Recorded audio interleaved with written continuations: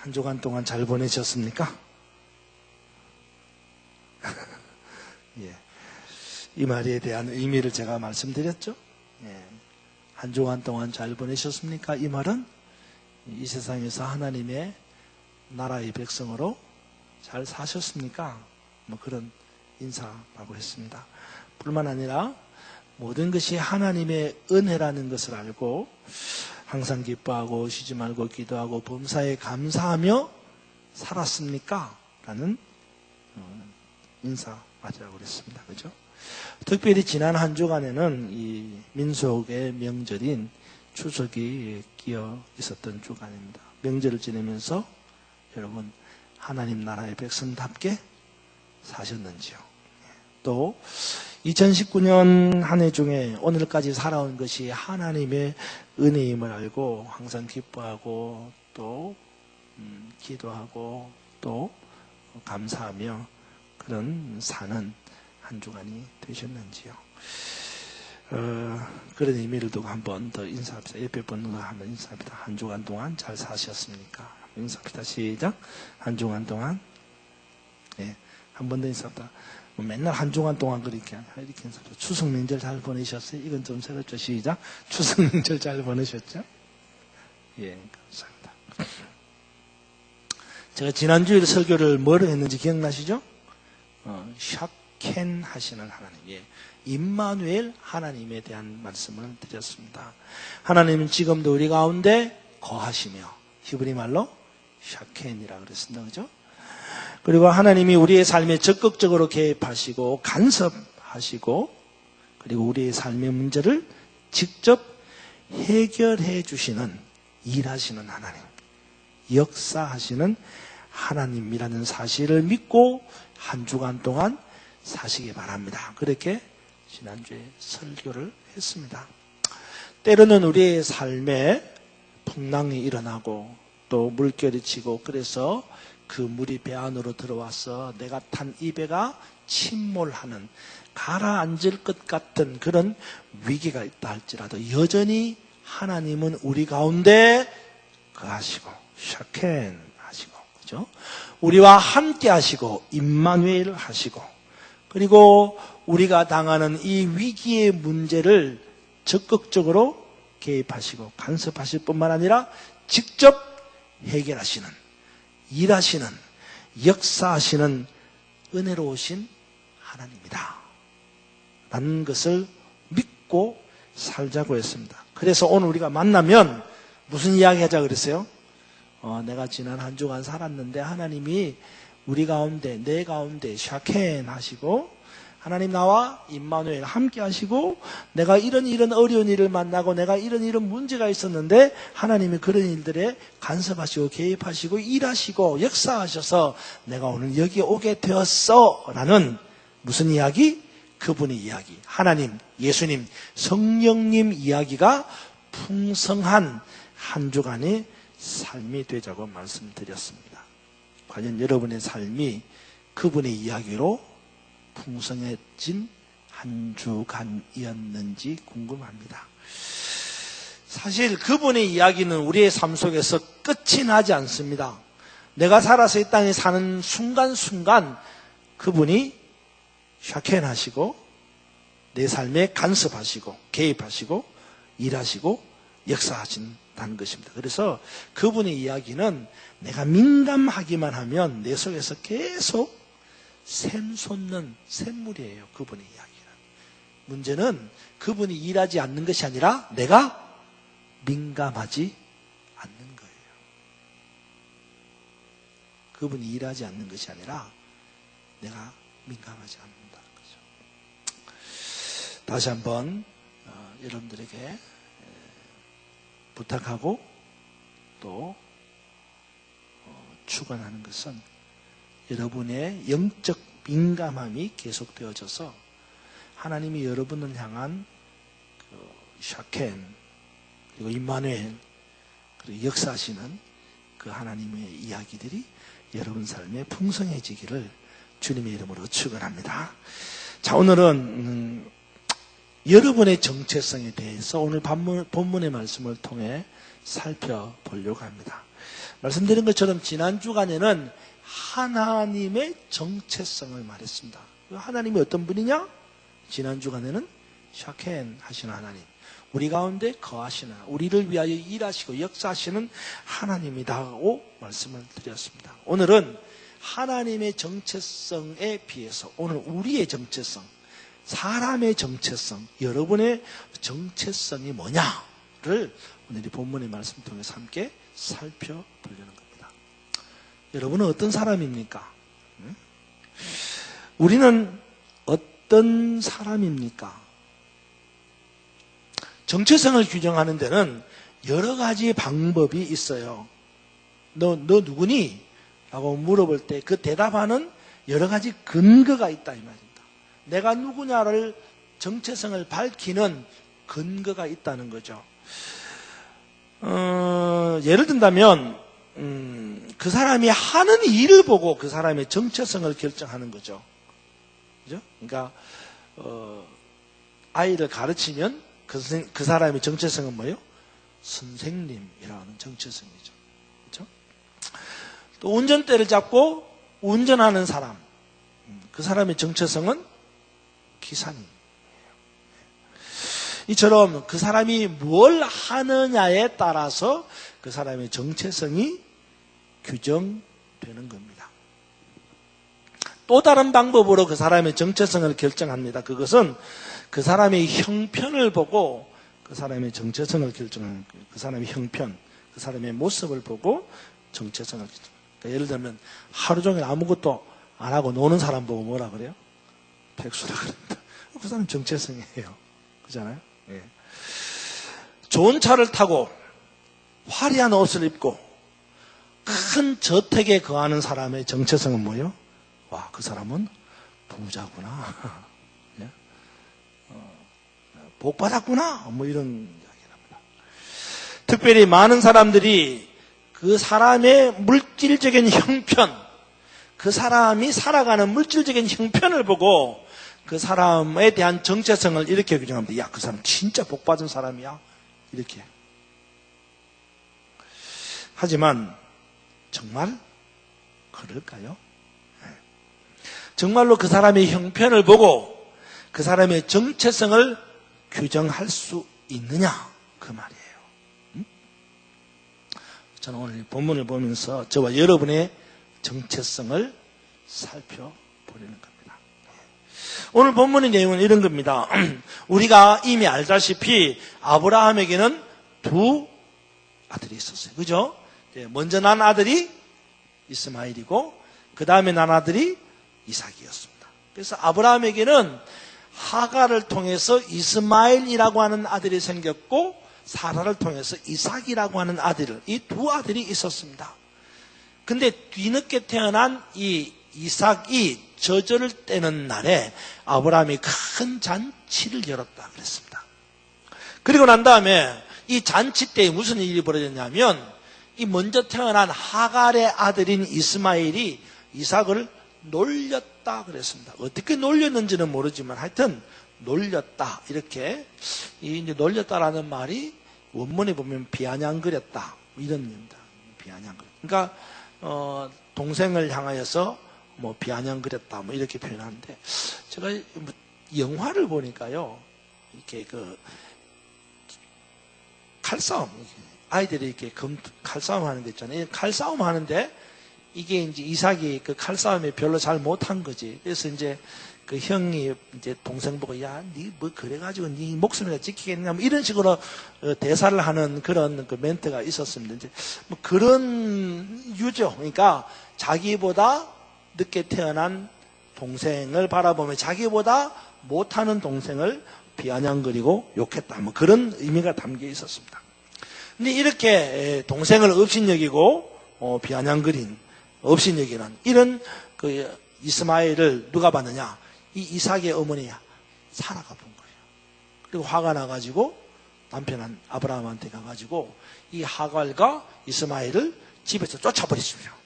이 이스마엘은 이삭과 함께 우리의 기업을 잊지 못할 자입니다. 쫓아버려. 종의 아들인데 뭐 이러면서 이렇게 쫓아버리는 겁니다. 그러니까 아브라함은 뭘 하는 거죠? 고민을 한 거예요. 근심을 하게 된 것입니다. 왜냐? 아브라함의 입장에서 볼 때는 이스마엘이나 이삭이나 다 아브라함의 아들인 거죠. 예, 아들인 거예요.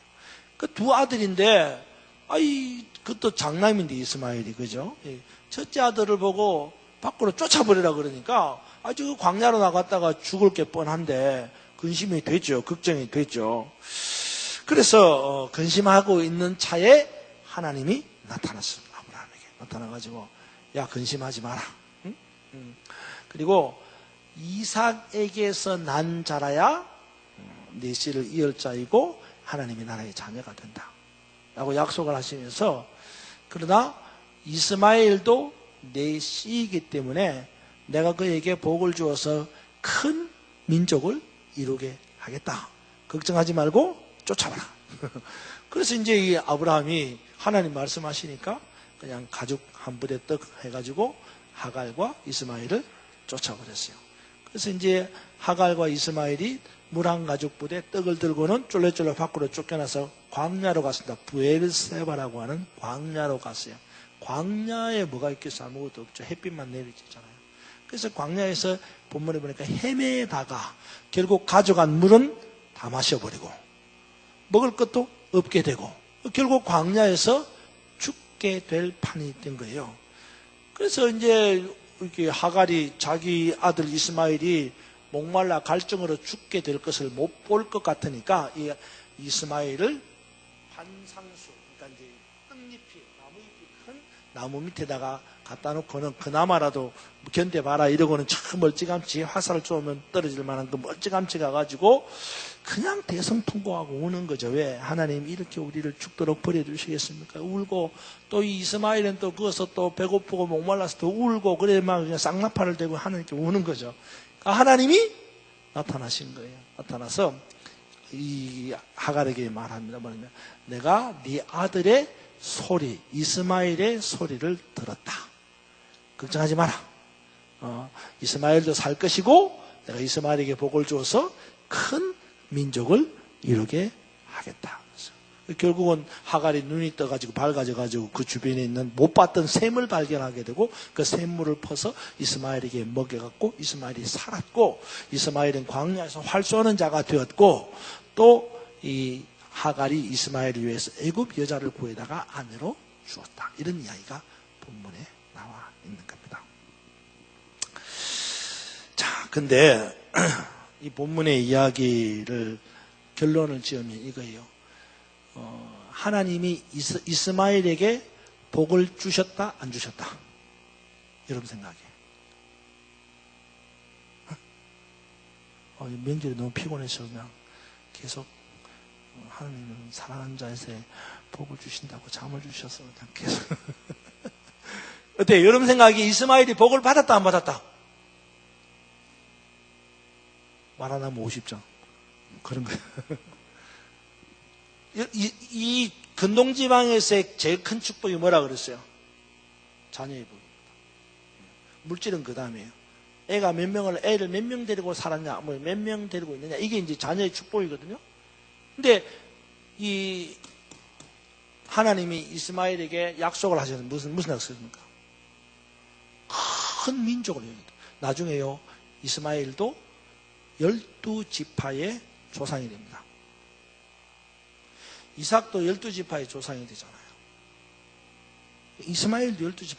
그러니까 이삭의 12지파의 손자가 있는가 하면 이스마엘에게도 12지파의 손자가 있어요. 그러면 이스마엘이 복을 받았다, 안 받았다? 확실히 말해봐요. 그냥 가만히 있지 말고. 복을 받았다? 받았다. 그러니까 헷갈리는 거예요, 지금 우리는.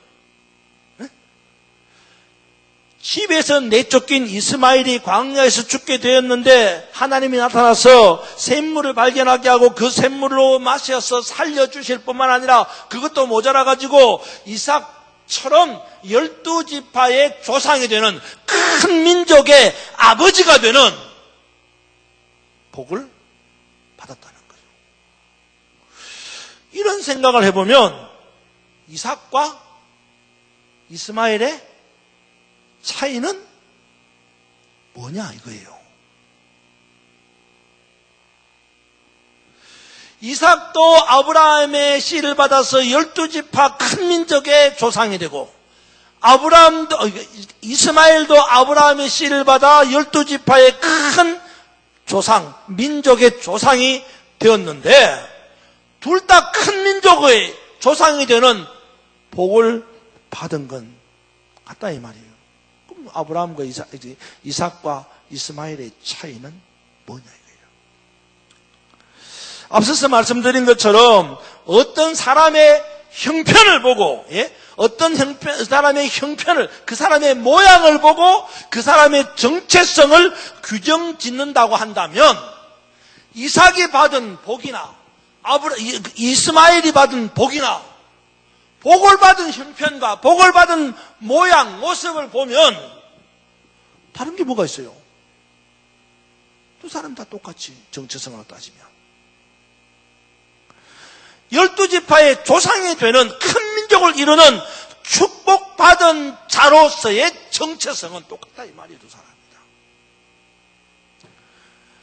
특별히 사경을 헤매는 이스마엘의 부르짖음을 들으시고, 부르짖음이 뭐예요?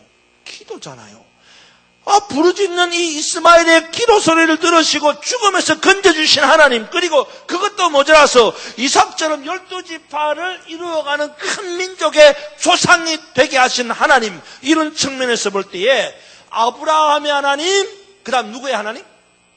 이삭의 하나님 이라고 부르는 것하고, 아브라함의 하나님, 그 다음에 이스마엘의 하나님 이라고 부르는 것하고 뭐가 차이 나느냐면, 그런데 왜 아브라함의 하나님과 이삭의 하나님으로 부르냐 이 말이에요.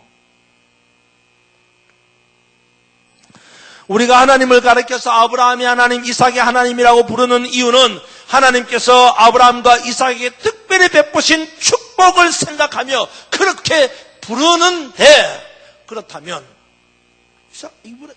이스마엘도 이삭처럼 똑같은 복을 받았지 않느냐고요. 그런데 왜 아브라함의 하나님, 이삭의 하나님 그렇게 말하냐 이거예요. 왜 아브라함의 하나님, 이스마엘의 하나님 그렇게 말하지 않느냐고. 똑같은데 모양과 형편을 보면 똑같다 이 말이에요. 사실 우리는 우리의 정체성을 이런 식으로 찾으려고 할 때가 있어요. 우리의 정체성을 이런 식으로. 특별히 이런 거예요. 하나님이 내 기도를 들으시고 내 기도에 응답하셨다. 그래서 나는 하나님의 자녀다. 이렇게 여러분의 정체성을 결정짓고 싶어 하는 거예요. 문제는 이게 거꾸로 하면 혼돈스러워지는 거예요. 거꾸로 하면. 그러니까 이거 뭐예요? 내가 하나님께 기도해서 하나님이 내 기도를 들으시고 응답하시면 나는 하나님의 자녀다 라고 말한다고 한다면, 거꾸로 하나님이 내가 기도할 때 내 기도를 안 들으시고 응답하지 않으면 나는 하나님의 자녀가 아니다는 거잖아. 형편과 모양을 보고 정체성을 결정한다고 할 때에 하나님이 내 기도를 안 듣고 하나님이 내 기도에 응답하지 않으면 그럼 나는 하나님 자녀가 아니잖아요. 그럼 뭐예요? 어느 날은 하나님이 내 기도를 듣고 응답해서 하나님이 자녀가 되었다가, 어느 날은 하나님이 내 기도를 안 듣고 내 기도에 응답 안 하니까 하나님 자녀가 안 됐다가, 뭔 자녀가 그래요? 됐다가 안 됐다가. 헷갈리는 거예요. 혼돈스러워지는 거예요. 그래서 정체성이라고 하는 것은 그 사람이 하는 일을, 또 그 사람의 형편, 그 사람의 모습, 그 사람이 복을 받는 것, 이런 것을 보고 그 사람의 정체성을 규정하는 것은 잘못되었다 그 말이에요. 특별히 그 사람의 형편이나 그 사람이 받은 축복을 두고 그 사람의 정체성을 규정하는 것은 자신의 정체성에 혼란을 가중시키는 이유가 되는 거다 그 말이에요. 그러면 저나 여러분의 정체성은 무엇으로 규정하게 될까요? 네, 물어봅시다. 예. 우리 신앙 안에서 우리의 정체성은 뭐예요? 나는 하나님의 자녀다. 맞아요, 아니요? 신앙 안에서 여러분의 정체성은 뭐예요? 나는 하나님의 자녀다. 맞아, 아니에요? 아유, 헷갈려. 맞아, 맞다. 아니, 맞아. 나는 하나님의 자녀다. 맞아. 따라서 나는 하나님의 자녀다. 그런 정체성이 어디서 나오는 거예요? 내가 내 사는 거 봐. 난 새벽에 나와서 기도하면 하나님 내 얘기를 빵빵 잘 들어. 그러니까 하나님이 나 하나님 자녀야. 뭐 이런 거예요. 내 사는 걸 봐. 내 생김새를 봐. 내가 얼마나 잘생겼는데 하나님 자녀지. 뭐 이런 거예요. 뭘 보고? 여러분의 하나님의 자녀라고 하는 것은 무엇으로 규정하느냐 이 말이에요. 분명히 말씀드렸습니다. 그 사람이 형편이나 그 사람이 하는 일이나 내가 목사이기 때문에 하나님의 자녀예요? 그 사람의 모양이나 형편이나 그 사람이 하는 일을 보고 그 사람의 정체성, 하나님의 자녀라고 규정하는 것은 잘못됐다고 말씀드렸어요. 그러면 우리가 하나님의 자녀라고 하는 것을 무엇을 보고 규정하느냐 이 말이에요. 너무나도 간단한 거예요. 무엇으로 결정하느냐, 규정하느냐. 따라섭니다. 내가 이 말하고 나면 여러분들이 맥이 팍 부러질지도 몰라. 따라섭니다. 내가, 큰 소리도 뭐 맥 부러지길. 내가 하나님의 자녀라는 사실은 믿음으로 규정한다. 뭐 안 믿어요? 믿으면 아멘 해야지. 다시 한번. 내가 하나님의 자녀라는 사실은 믿음으로 규정한다. 무슨 말인지 알아요? 내가 목사이기 때문에 하나님의 자녀가 아니에요. 하나님이 내 기도를 잘 들으시니까 내가 하나님의 자녀가 아니다 이 말이에요. 내가 하나님께 기도했는데 하나님이 내 기도를 안 들어도 나는 하나님의 자녀라고 믿는 거예요. 그럼 그 믿음은 어디서 나왔느냐? 그 믿음은 어디서 나왔어요? 하나님이 내게 뭐 하셔서? 약속하셨어요. 하나님이 내게 약속하신 너는 내 아들이다 라고 하는 이 약속에 근거한 것을 내가 믿음으로 내 정체성이 결정되는 거예요.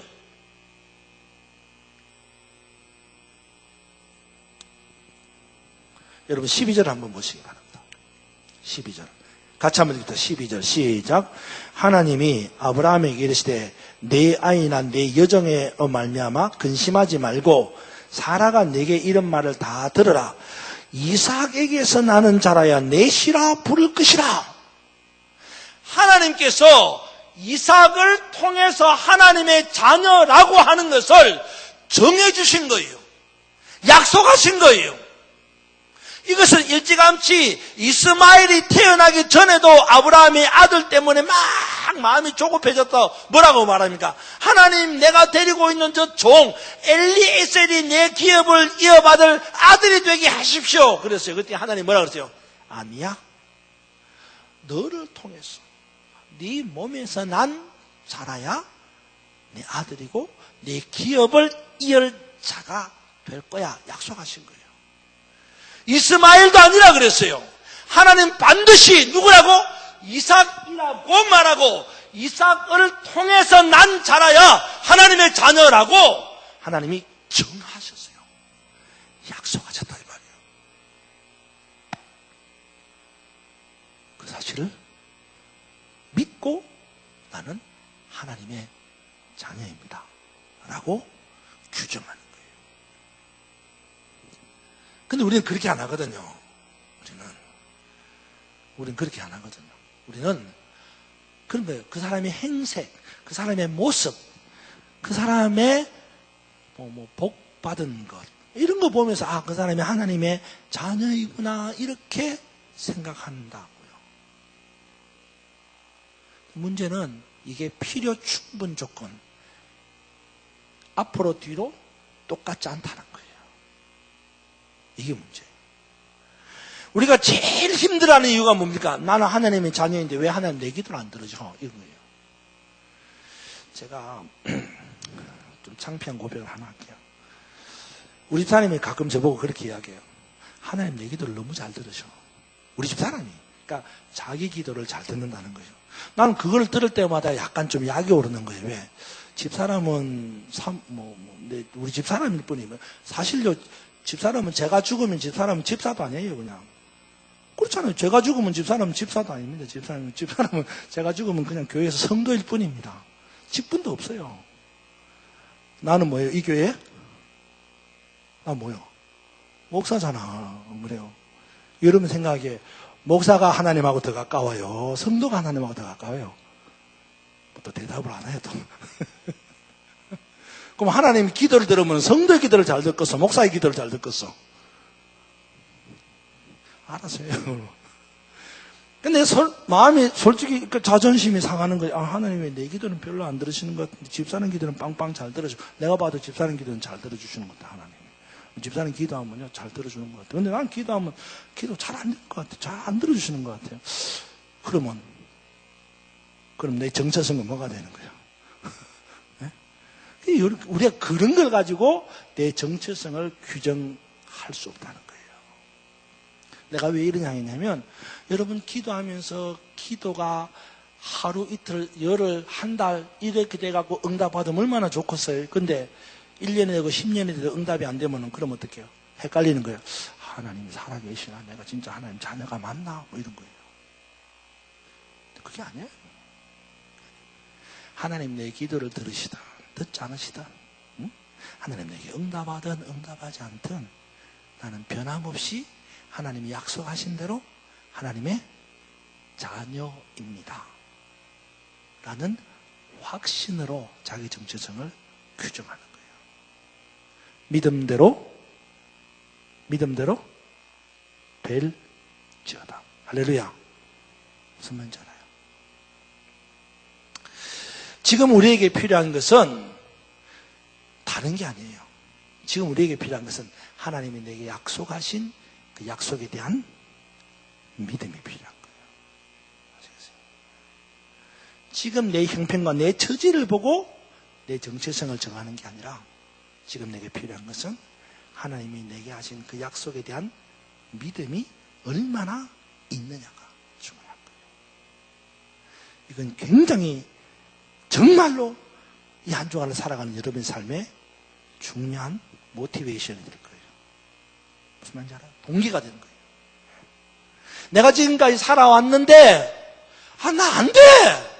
라고 해도 여전히 여러분은 하나님의 자녀이기 때문에 이 한 주간을 또 기대하며 사는 거예요.